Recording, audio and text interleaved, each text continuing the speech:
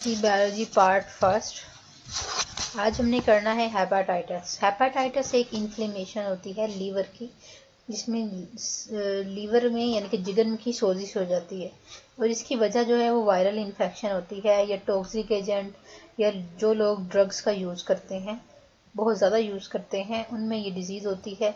इस डिज़ीज़ के सिम्टम्स ये होते हैं कि जॉइंटस हो जाता है, यानी कि जर्द हो जाता है आपका रंग, पेट में शदीद दर्द रहती है, लीवर का साइज बड़ा हो जाता है, थकावट रहती है और फीवर भी रहता है। ये इसके सिम्टम है। हेपाटाइटिस जो है वो माइल्ड भी हो सकता है या जो है अक्यूट शदीद फॉर्म भी हो सकती है, जिसकी वजह से लीवर कैंसर हो सकता है। ये डिफरेंट किस्म के वायरल हेपाटाइटिस की वजह से होता है। हेपाटाइटिस ए वायरस की वजह से, बी वायरस, सी, डी, ई, उसी के अकॉर्डिंग हम इसकी नेमिंग कर देते हैं। हेपाटाइटिस ए वायरस को हम जो है वो इन्फेक्शियस हेपाटाइटिस भी बोलते हैं। और ये हेपाटाइटिस ट्रांसमिट कैसे होता है? फीसिस की वजह से, यानी कि इन्फेक्टेड इंडिविजुअल, जिस बंदे को ये हेपाटाइटिस हो, उसके फीसिस से कॉन्टैक्ट की वजह से भी ये हेपाटाइटिस जो है वो स्प्रेड होता है। और हेपाटाइटिस बी को हम सीरम हेपाटाइटिस बोलते हैं। सी हेपाटाइटिस को non A non B hepatitis, और ये जो है ब्लड ट्रांसफ्यूजन के थ्रू, यानी कि मदर से चाइल्ड में भी ये हेपेटाइटिस हो सकता है, या इसके अलावा जो है ब्लड को सप्लाई करने से, कि अगर एक बंदे को हेपेटाइटिस सी है, वो अपना ब्लड किसी दूसरे को देता है तो उसको भी हेपेटाइटिस हो जाता है। हेपेटाइटिस डी को डेल्टा हेपेटाइटिस भी बोलते हैं। इसी तरह हेपेटाइटिस ई जो है वो इन्फेक्टेड पर्सन के फीसिस से स्प्रेड होता है। एफ और जी हेपेटाइटिस जो है वो अनडिफाइंड है। सबसे ज़्यादा जो डिस्कस किए गए हैं वो हेपेटाइटिस ए, बी और सी को डिस्कस किया गया है। सबसे पहले हेपेटाइटिस ए को देखते हैं। हेपेटाइटिस ए को HAV हेपेटाइटिस ए वायरस बोलते हैं। ये एक RNA वायरस की वजह से होता है, जो कि नॉन इन्वेल्प, यानी कि कैप्सिड होती है उसकी, लेकिन उसके ऊपर एक इन्वेल्प नहीं होता। ये शॉर्ट टर्म होता है और लेस वायरुलेंट, ज़्यादा खतरनाक हेपेटाइटिस नहीं होता। हेपेटाइटिस सी जो है, इसे HCV कहते हैं, ये भी RNA वायरसेस हैं, और ये इन्वेल्प्ड वायरसेस हैं। ए जो है वो नॉन इन्वेल्प्ड है, सी जो है वो इन्वेल्प्ड वायरसेस की वजह से होता है। इसे इन्फ्यूजन हेपेटाइटिस भी बोलते हैं, सी को।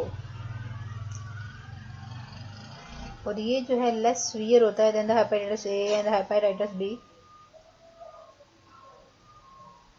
हेपेटाइटिस ए और बी जो है वो सी से ज़्यादा सीवियर होते हैं। लेकिन हेपेटाइटिस सी जो होता है, क्योंकि ये क्रोनिक होता है, बहुत पुराना होता है, इसी वजह से ये लीवर को डिजीज़ काज कर देता है, यानी कि आहिस्ता आहिस्ता ये डेवलप होता है। अगर स्टार्टिंग में पता चल जाए तो ये इसके रिकवर किया जा सकता है। इसके अलावा हेपेटाइटिस बी जो है, इसे बोलते हैं सेकेंड मेजर हेपेटाइटिस होता है, और ये जो है वो DNA वायरसेस की वजह से होता है, जबकि हेपेटाइटिस ए और बी दोनों RNA वायरसेस होते हैं। हेपेटाइटिस बी जो है, ए और सी जो है वो RNA वायरसेस हैं, बी जो है वो DNA वायरसेस की वजह से होता है, और एशिया में, चाइना, फिलिपाइन, अफ्रीका और मिडल ईस्ट में ज़्यादा कॉमन है।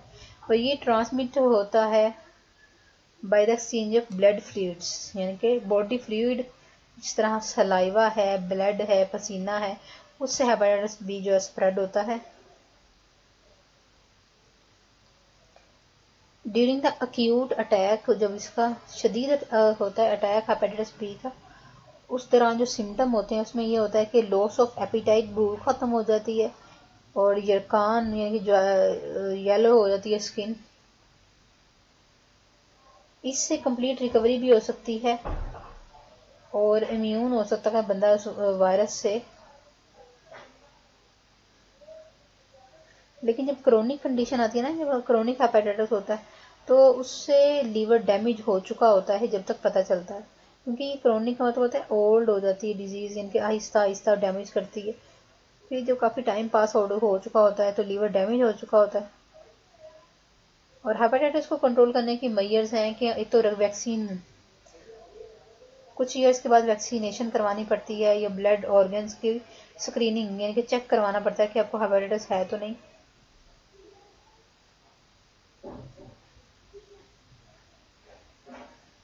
जेनेटिकली